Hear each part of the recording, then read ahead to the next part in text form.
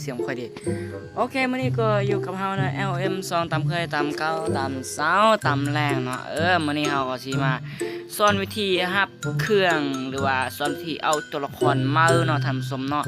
ตอนที่เฮาจะเข้าเอาตัวละครมาหรือว่าวิธีฮับเครื่องเนาะจังได๋ก็ฝากกดไลค์กดแชร์กดติดตามกด Subscribe กดกระดิ่งเข้าไปยังพุกกด Subscribe กดติดตามนะท่านผู้ชมกดติดตามไว้ก่อนเด้อแล้วก็แล้วก็กดแชร์นะทำสมเนาะคันถึงผู้ติดตามหอด100 คนนี่มาแจกบัตรกาลินาทุยมาแจกเพชรเนาะแจกเพชรคนละ105เพชรก็ว่าถึกเงินลาวเฮาก็ถึกประมาณ 13,000นะทำสมเนาะคันใครอยากได้กดติดตามไว้เด้อทำสมเนาะกันครบ100 คนแหละมาแจกให้ประมาณ4 คนทำสมเนาะมีสิทธิ์ได้เด้อพี่น้องเด้อตอนนี้เข้าไปเบิ่งครับเครื่องแล้วก็ไลค์แชร์ตามกระดิ่งงั้นไปเลยว่าเข้าบอลเดิมบอลนี้เนาะหนาเค้กไปเลยเข้าไปบอลที่นี่แล้วก็เลื่อนลงอันนี้เนาะมันจะเป็นตัวละครมาเนาะชื่อสั่งว่าตัวบูบูแล้วทำส่วนเราก็ได้อ่านสำตัวก่อนเข้ามาเบิ้งคืนแล้วก็เฮ็ดคลิปมันแต่อันนี้ก็จะแมนความหมายของมันคือเราอยากได้เนาะให้เอามานี่เนาะมาที่บอลเพชรนี่เนาะเขาว่าคันเฮาเติมเพชรทั้งหมดได้9 เทื่อทำสมเนาะอีแมนเติมเพชรอยู่ห้านนั้นนี่ฮู้เอหรือว่านี่แม่นี่ทำสมเนาะเขาเติมเงินตัวใดเพียงอันไหนวะแบบนี้เพื่อของนะเติมเพชร9 ครั้งแลกรับโจฟิน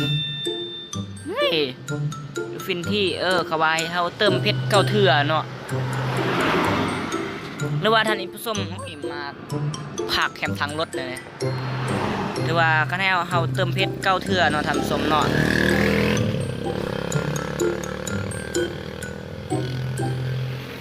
คือเขาให้เฮาเติมเพชร9 เทื่อเนาะท่านผู้ชมเติมเท่าไรก็ได้แต่มันฮอด9 เทื่อเนาะท่านผู้ชมเนาะอันนี้เฮาก็ยังบ่มั่นใจเนาะเติมเพชรเท่าใดแล้วว่ามันอาจจะเติมอยู่ในเกมหรือว่าอาจจะเติมอยู่นอกก็ได้อันนี้เฮาบ่มั่นใจเนาะท่านผู้ชมเนาะแต่ว่าเราก็เลื่อนลง2เนาะอันนี้ท่านผู้ชมอาจจะฮู้ดีเนาะเรามาคลิปแล้วก็มาแลกเนาะนี่นะท่านผู้ชมเนาะอันใดว่าอันเครื่องที่2ที่เฮาจะได้รับเนาะท่านผู้ชมเนาะท่านผู้ชมก็แค่เอาอันลิงกังลังยาวนี่เนาะหรือว่าหม้อคงท่านผู้ชมเนาะมาลิ้นเนาะท่านผู้ชมเนาะถือว่ามาลิ้นประมาณเท่าใด10 เกมเนาะก็ได้สุดประมาณนี้มันจะมีได้เงินรอบที่1ก็ได้อันนะสุดอันนี้เนาะมันสุดสังนี่เสื้อแมงป่องดำนี่แหละแล้วก็แมนสกินปืนจุ่มอันนะมันยุ่งไม่ยากนี่เนาะสมเนาะแล้วก็เงิน300เนาะแล้วก็ลิ้นแล้วทางกล้องไอแมนประมาณนั้นว่าทางกล้องก็จะแมนเขาใส่สุดเนาะสุดหมอคงผู้ที่ทำสมสุดหมอคงเนาะเขาลิ้นประมาณ10 ตาเอาหมอคงแบบธรรมดาบ่ใส่สุดอีหยังก็ได้เนาะไป10 ตาเราก็ได้เครื่องเท่านี้แหละมันมีทางกล้องเนาะเขาอีบอกให้เอาไปอันนั้นว่าใส่สุดเนาะทำสมเนาะมันจะเป็นนี่เนาะมันจะเป็น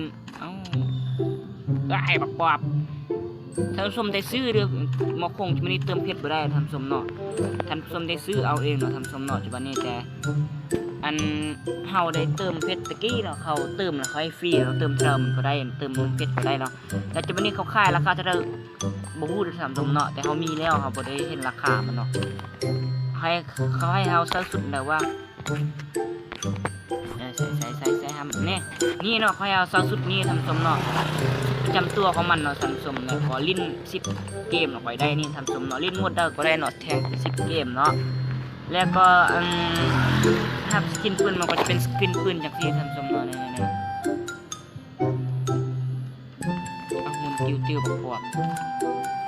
สัมผัสจะบอกนี่เนาะเป็นสกินปืนนี่เนาะจะเป็นสกินปืนตรงนี้ทำสมเนาะแต่ข้าพเจ้าได้ซองสกินนี้เนาะN94นะมันจะมีตรงนี้เนาะนี่แหละก็มันจะมีสกินปืนออกมาทำสมเนาะมันทานค่าเนาะทำสมมาทานค่าเลยท่านพายังไม่ได้สุ่มเด้อของสกินปืนนี่เป็นสกินปืนตัวนี้ทำสมเนาะมากับตัวละครมานี่เนาะเห็นบอกตอนตัดตารางตอนเฮาเขาเล่นมันจับปืนนี่นะเนาะราคาอยู่ประมาณที่35เนาะเพชรเนาะความหมายของมันความดีของมันของปืนนี่ก็แมนอัตราการยิงซองนะผมเนาะแบบยิงแบบ รุดไวกว่าเก่าท่านผู้ชมเนาะแม่น พูดเลย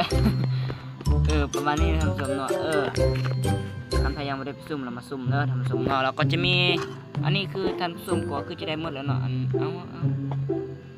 หมดกำหนดแล้วท่านผู้ชมเนาะอันแบบล็อกอินครบอัน12 มื้อเนาะท่านผู้ชมเสียดายเนาะท่านผู้ชมเนาะเสียดายคนแบบล็อกอินบ่ทันท่านผู้ชมเนาะอันแบบล็อกอินเอาสุดเรือนคันสูงเนาะเนี่ยโอ้มันกำหนดแล้วตายแล้วทันมึง มึงบ่ได้เลื่อนแล้วอย่ามันแล้วก็เฮ็ดไอ้คลิปมันยาวนิดนึงเนาะท่านผู้ชมเนาะแล้วมาซูมของก่อนของมันเปลี่ยนตู้แล้วเนาะท่านผู้ชมเนาะมาเอาจากบาทเฉพาะเอาจากบาทจัดไป300ใส่แถมทางรถเนี่ยมันบ่ดีจัดไปเงินยังเหลือ1,400จัดไปกองม่วงนี่โอ้พี่อยากได้ใบสีแดงสมเนาะเอาไปแลกเครื่องได้เด้อท่านผู้ชมเนาะจัดไปมึงติ้วๆแล้วบอกคำไว้ได้แม่จากบาทบ่อนี่โตบเดี๋ยวกดเอาแล้วท่านผู้ชมกดเล่นลักกี้103มันว่าได้ก็ได้มักจะได้เครื่องดีเนาะเลยที่100ขายนี่แม่มกองไฟไปอะไรกองไฟก็ได้ไปสิดันใจบ่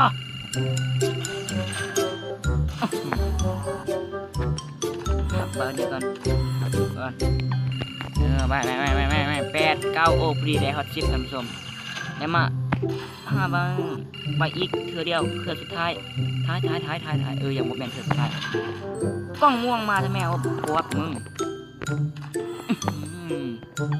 ข้างสุดท้ายสุดเดลกี้108มันต้องมาแหละกล้องม่วง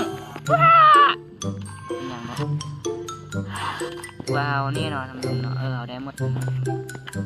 ก่อนนี้เนาะเราจะไปแลกใบสีแดงมาไว้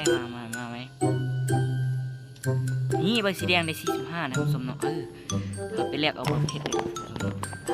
เสียงทำส้มเบิ่งเลยวันนี้เป็นอะไรพูดยูดีมาเสียงตู้ให้ทำส้มเบิ่งไว้นี่มามันจะได้ครั้งเดียวว่าเล็กๆ74คือจะได้ครั้งเดียวนะท่านผู้ชมเนาะ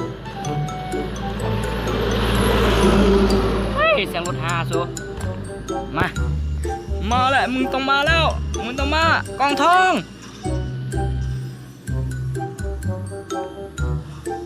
โคตรเลยกี้ความดีแม่งแม่โคตรเกลือท่านผู้ชมเป็นที่5ตัดแตกของวะ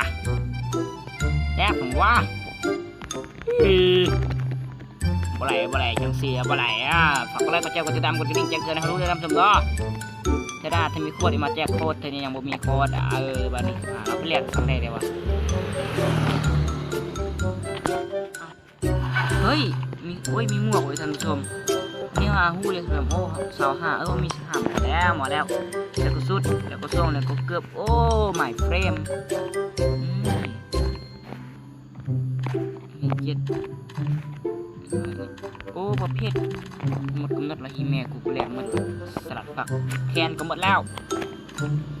ตันบ่แม่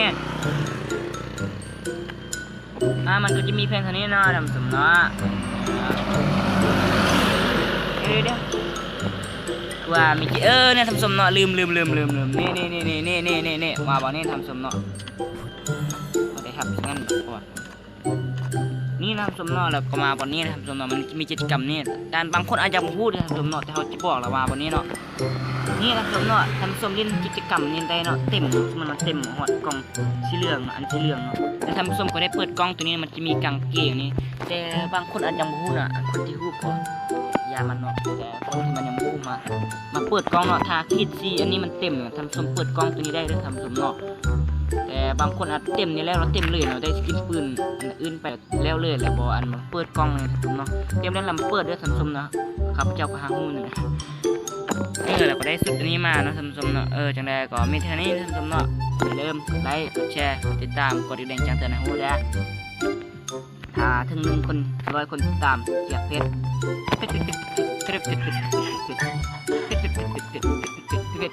ตอนนี้เด้อ